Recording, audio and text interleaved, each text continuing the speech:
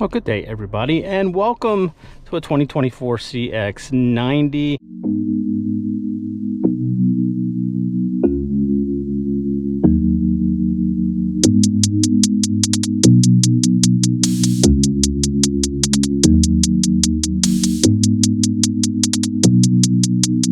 I've driven this plenty of times, but we actually had the opportunity to spend a week in it.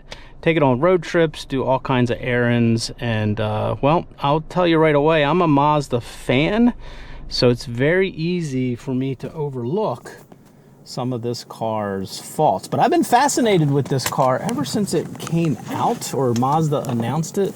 Not necessarily because it's a three-row SUV. I could care less about three-row SUVs. What I got fascinated by was the fact that this is a clean sheet design, and they went in with an all-new, completely new architecture. And the big thing is they moved the main drive to the rear wheels, and you know, like a hold my beer moment, they said, you know what, we're going to do an inline-six. We're going to turbocharge it for all you Mazda folks who've been clamoring for a new engine. And not only that, for you people who've been complaining about the 6-speed for years, we're going to add an 8-speed to this. Oh, by the way, we're going to add a 48-volt hybrid system. Now, this is a top trim that we have here. This is roughly $62,000. This is a Turbo S Premium Plus, all the bells and whistles, and we'll get into the trim levels on the drive. This is in rhodium white. It supposedly has some metallic in it, but for all intents and purposes, it's white. Now, some folks have talked about the styling. Some people like it, some people don't like it. The one thing about the styling of the CX-90 is that it has presence. This is one of the few cars I've actually had out where people have asked me about it. When you take it out and you put it in parking lots with other cars, especially in this white, it stands out. It has a big presence that the CX-9 never had. CX-9 owners said they wanted more space. Now, did they deliver? Sort of. You know, there's not a whole lot of extra space back here compared to the outgoing CX-9. The first click on these handles pulls the headrest. The second pull, you can just push these seats down. This is one of the easiest to put down without automated buttons and contraptions.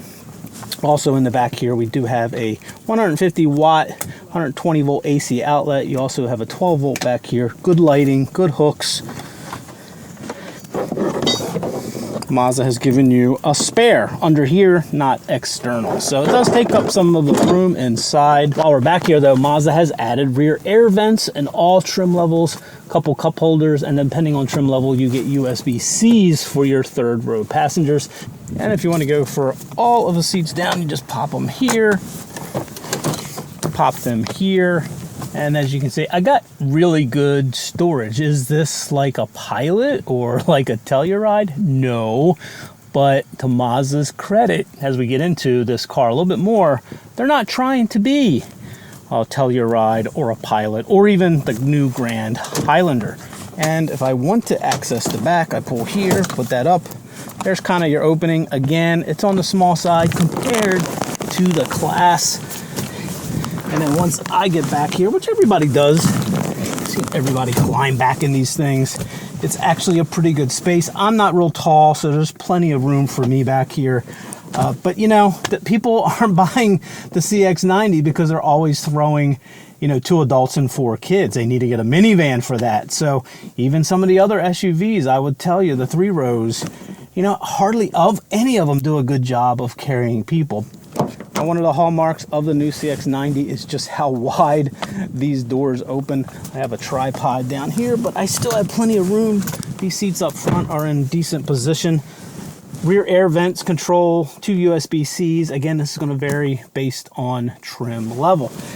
Let's talk about interior for a second while we're looking at the front of this thing. Okay, I'm going to give Mazda has the secret recipe for beautiful interiors. They're simple, they don't use a lot of materials, and the materials they do choose all go together very well. I you know, sit in any Audi, sit in a Mercedes. Yes, maybe some of the quality's better, but man, this looks as good as anything out there, regardless of price range. Even if you go down to the bottom trim level, it still looks wonderful and feels wonderful.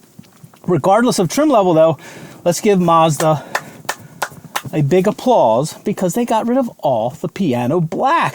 So we're going to give them a big thumbs up. So Mazda needs to be accoladed for that. Accoladed? Is that a word? Really good space back here. The back seats here kind of sit up, so you have good view out. Big windows in this one. There's nothing claustrophobic. You can either get a no sunroof, you can either get the regular old sunroof here, or you can do something like a panorama that you see right here. Regular size glove box over here. The other thing about this top trim is even a lot of trim levels, you got a lot of ambient lighting. This one has it in the footwells, it has it on the door sills, you got puddle lights. But depending on trims, you get various levels of interior lighting. Everything is LED if it is, which obviously you would expect. As far as store, you get average door pockets for as big as these doors are. And as big as this vehicle is, you would expect more storage. When I say storage, I mean kind of nooks and crannies. And that has really been living with this for a week, taking it on a road trip. Mazda's sort of like, you don't need a lot of junk in your car. You need to keep that clean, uncluttered look to enjoy the driving experience. So make sure you put all your stuff away. However, because the transmission sits up under here, you don't get a very deep pocket here. You get 2 USB-Cs. And as gorgeous and as much better looking as the center console is, you got your 2 cup holders right here. You got a wireless phone charger down here, USB-C. There's no nooks and crannies in this car to catch anything. Everything's going to go, when you're road tripping, everything's going to go into the cup holders if you're not using them, even if you are, or down in this wireless phone charging area. Again, I'm going to a little bit of a Mazda apologist. They're really about the driving and experience. So clutter, storage, all that thing kind of goes against their vibe, but just a couple more nooks and crannies. That's all I really wanted in here. It's like they put their drive mode button here, but then they put a big label to the right. So this whole area right here just seems like it's missed space. Again, around here, it's just a lot of area to look at. So, all right, I've ranted enough about that already. Let's just talk about the climate controls. Beautiful Mazda, everything's a button. Fan speed, where the air goes, heated and cooled seats. This one also has heated and cooled in the rear too, which is nice. Heated steering wheel, start stop button there. And for the first time ever, Mazda's giving you, on these upper trims, they've given you their digital instrument cluster. But in typical Mazda fashion, they've said, you know what? You don't need to configure this very much. We're going to give you a tachometer, we're going to give you a speedometer, and we're going to give you a temperature gauge and a fuel gauge with a range over there. And you can only really configure this middle screen. You can put on your force field status of your iActive safety sense, a compass. You can turn it off, or you can put your fuel mileage, both instantaneous, whether the battery's charging in this mild hybrid or not. So that's it. Now, if you turn on your cruise control, I get sort of a highway configuration. They call it the iActive Sense. You can set this as the default, as it's always on, or if I like it, I just put it over on this when the cruise control's on. This one also has a heads-up display, again, in these top trims. So, but interestingly enough, you can change the font. You can make the numbers big. I don't know if you saw that there. Let's turn this off and let's change the font back to small. Big font, little font. Big font, little font. That's it. That's all Mazda gave you on this system, which I'm perfectly okay with, because all those other digital instrument clusters, people play with them when they get the car, and then that's about it.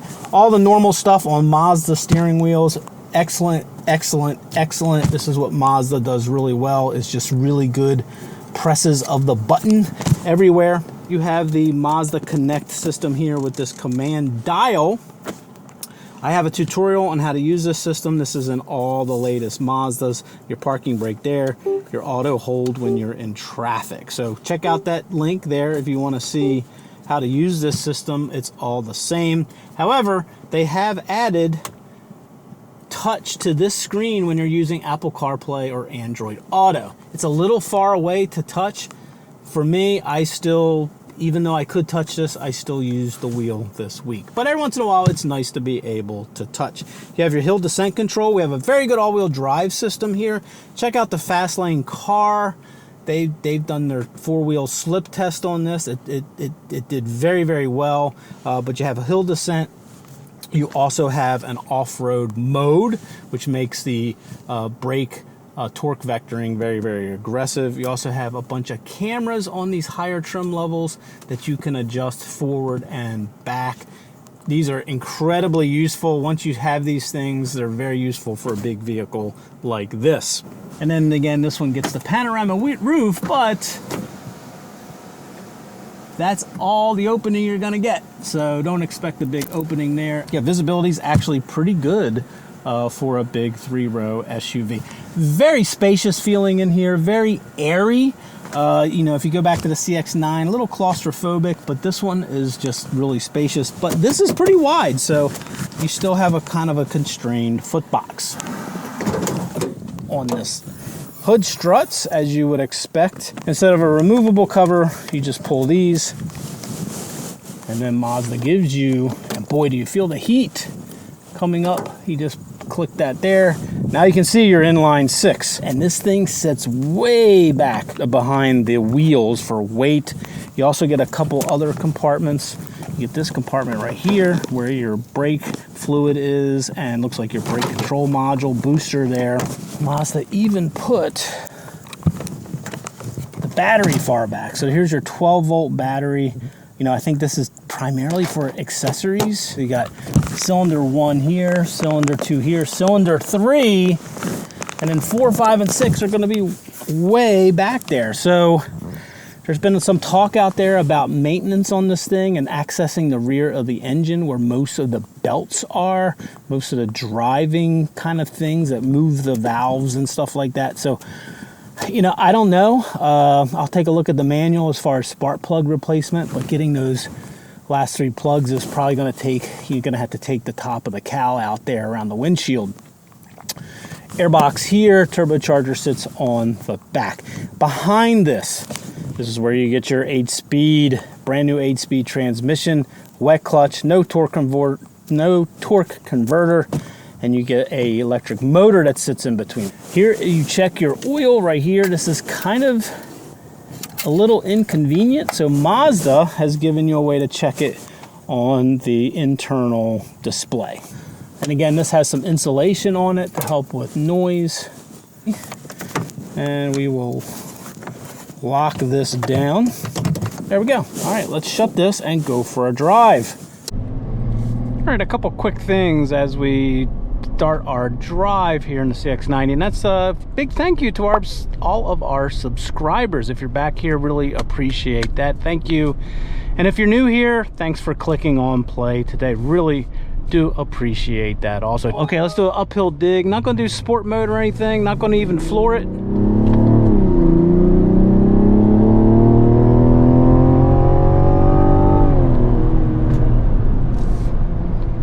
Okay, first thing, inline-six. There's 2 variations. This one's the 340 horsepower version in the Turbo S trim levels. That's that second tier from $50,000 to $60,000. You get the Turbo S with extra horsepower. It's the same engine as the Turbo, which starts in the 40s, runs up into the low 50s. That has 280 horsepower. So it seems like it's just a tune on the turbo boost pressure versus RPM, where you squeak out that extra horsepower. Now that 340 is on premium, which I have been running, and then the 280 always takes regular. If you put premium in that, you're not going to get any extra. So there's 2 tiers of engine. I have an opinion on at the end of this about that, but this inline-six answers the mail. Okay, it is a premium, sweet sounding engine. It pulls from all RPMs, and that's been my favorite part of driving this week is that inline-six. I've really become a fan of what Mazda has done with that engine. So home run on the inline-six. Again, it sounds great. It pulls at all RPMs, and no issues there. This 4,800 pound porker will go up and over the hills, and with it barely breaks a sweat. You can dial in pretty much any highway speed you want. What's going on here is you have a motor generator, 48 volt motor generator. I think it's 100 and some pound-feet of torque. Not a lot of horsepower, but it sits right between that 8-speed wet clutch transmission and the engine. So there's two clutches. There's one on the transmission that's doing its thing in place of a torque converter, and then you have a clutch on the, you know, related to the decoupling of that motor generator. So you got a lot going on there. And then you got the 8-speed transmission, and I'll take it over to some slow speed stuff.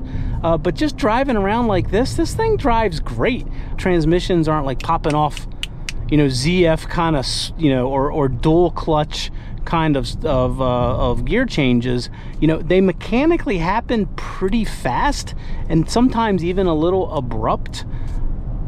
But it just seems like the hesitance is just in the car deciding when it wants to do it. Once it initiates it, there's none of that torque converter related things that we get used to in other cars. You know, Mazda says they use that electric motor to help this get off the line. And Mazda says other than first and second gear, 3 through 8 are very, very similar to the outgoing 6-speed with its serial planetary gear set. So they basically have taken all that knowledge of the 6-speed, they've moved it over to the 8-speed, they've added the 2 gears to help get off the line with that electric motor, and obviously 8th gear is a little longer or taller to increase highway fuel efficiency. Right now we're just out on this country road here, just kind of tooling along, and handling wise, this is Mazda. This is all about Mazda. They've got a lot of stuff going on to keep the body motion under control, because that's really what they're about. The steering is not quick, so you're not going to get, you know, quick turn in that's going to move your body around a lot, but it's really confident. You can toss this thing around. It's a big beast of a car as far as weight. You don't really feel the weight, and that's fairly impressive. And you don't pay a big penalty for ride comfort. Yes, you do feel the road. Yes, you feel the bumps. I saw a review out there that said this thing shudders under high frequency impact. I have experienced none of that. This is a very solid car. It's quiet. It seems to be pretty well screwed together. So ride comfort, handling, this is a fun car to drive. Now the steering is also on the heavy side, and it is dead on center, especially out on the highway. It takes a lot of force just to move it off of center. It definitely wants to come back, so it's pretty natural. See that spring back there? I am going to go ahead and switch it to sport down here. The gauges will take their kind of sweet time switching over, and now I am sport. Do some paddle shifting. Again, you're not going to drive your CX-90 like this, but you can if you want. It will hold gears. Again, let me downshift here a couple times. 4th gear. So downshifts are pretty quick.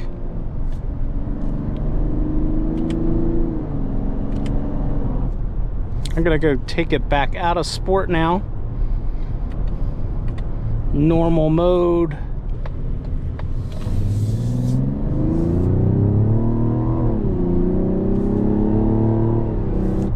We'll go ahead and get on the brakes here.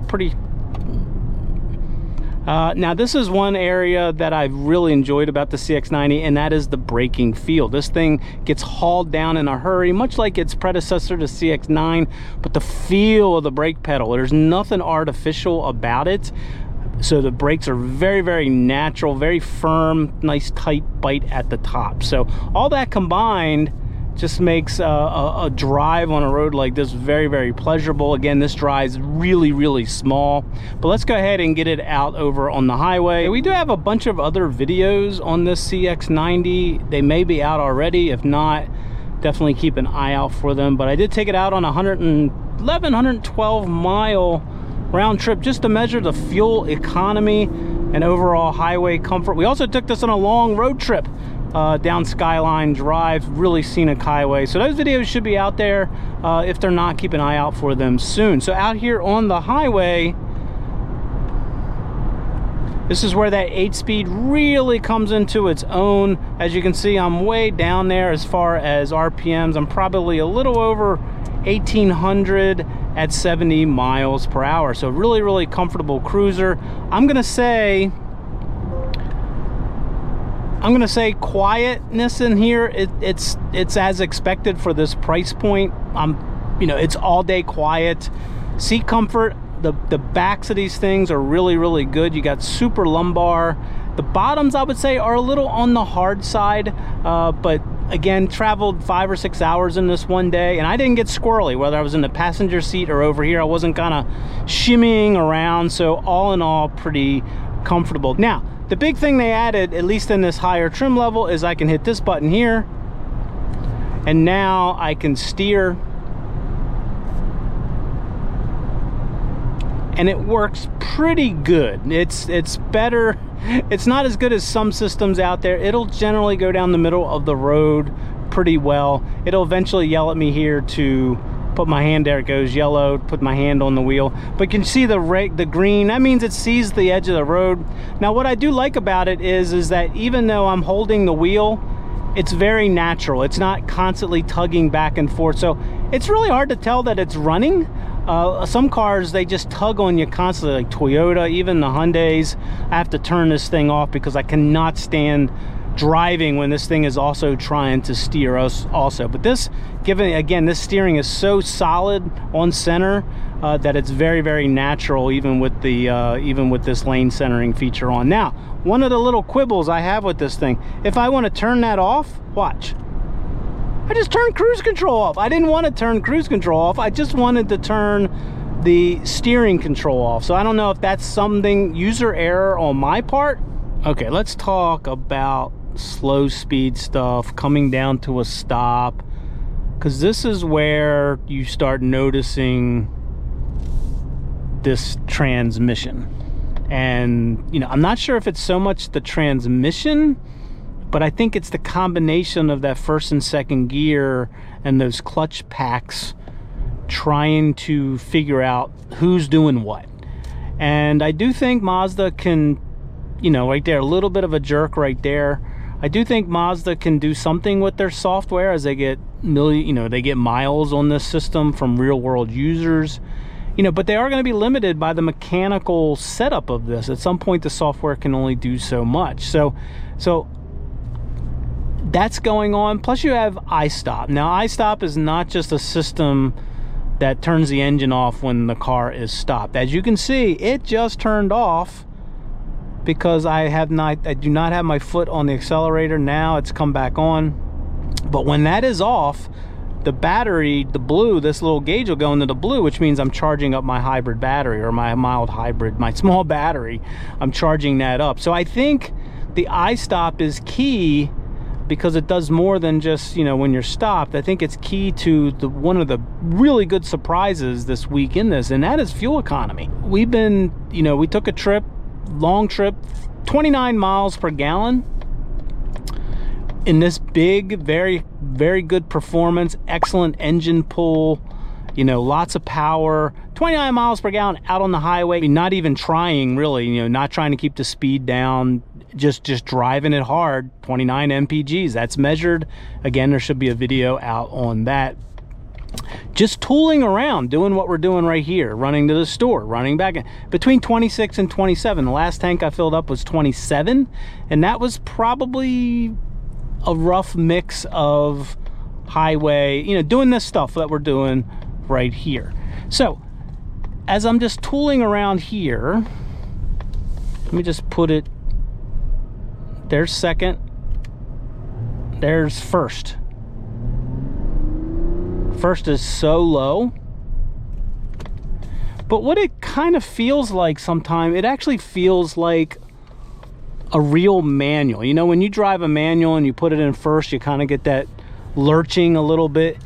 There feels like there's almost no slip in this drivetrain, and I don't know if that's a function of the wet clutches or the clutch packs or the transmission. You know, where a torque converter is always giving you that slip and that torque multiplier until it locks out. You know, so there's no, it just doesn't feel like there's a lot of slipping going on. It's almost always locked up, so you're getting these little lurches as it tries to figure out what to do. There's also a little bit of an electric whine. See if I can turn this off.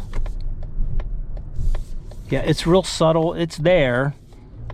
But I would have to say, when I think about the gas mileage, when I think about this inline-six, when I think about the handling, you know, that's part of me wants to overlook it. As the Mazda fan, I want to go, I'm okay with this little bit of lack of refinement at slow speed, because this is truly a mild hybrid system, you know, and it's really returning everything that Mazda intended to do. Great performance, a lot of fun, and I'm very happy with the fuel economy in this. On the other hand, Mazda is about that refined driving experience, and it kind of falls a little short when you're kind of tooling around like that. So I'm kind of mixed, but as an overall package, as an overall car, this does make me want to go out for a drive, which is always my metric for whether it's a good. Now, if you're shopping for a CX-90 and you're confused about trims, well, don't feel bad. There's a lot of them. Always think of it as a two-tiered trim, you know, the Turbo S with extra horsepower, some extra features, and just the turbo trim level. You do have the plug-in hybrid trim level, which is kind of sits at the top end as far as pricing. The two trim, first of all, the 280 horsepower engine is fine. I've driven that, you know, unless you're really pushing this thing all out, you're not going to really notice. And gas mileage is going to be the same, and who knows, you could probably tune this later on to get more horsepower. So the preferred plus trim level of that, I think it's $45,000-ish. I think that's the value play in the lineup. If you do want the extra horsepower, I would just get the first Turbo S trim level. Comes well equipped, 52-ish, I want to say, of, you know, 10 grand less than this one. Now this one is tarted up really nice and a lot of nice features. Oh, little jerk there. Now, did we toot the horn? Yeah, decent sounding horn. I have enjoyed this thing immensely this week. Again, it was about the first couple days, I'm like, I don't know about this, but living with it for the week, taking it on a road trip, filling it with gas, I do want them to succeed here because they have put their passion into this thing. I should mention this one does have the tow package. This tows up to 5,000 pounds if you get the preferred plus and the 280. If you want to see a good towing video, check out Jake at Out Motorsports. I'll leave a link in the description. He did tow a car and trailer with this, and he was very, very impressed. Anyway, let me know what you guys think, especially if you're an owner. We want to hear from CX-90 owners out there. And again, leave all your questions and comments below. Again, I've had a good time in this week. Do I wish I had more storage space inside? Sure. Would I let that stop me from buying it? No way, because I'm buying it for the style. I'm buying it for the drive. So anyway, we really appreciate you coming along with us today, and have a great day, morning or evening, wherever you may be.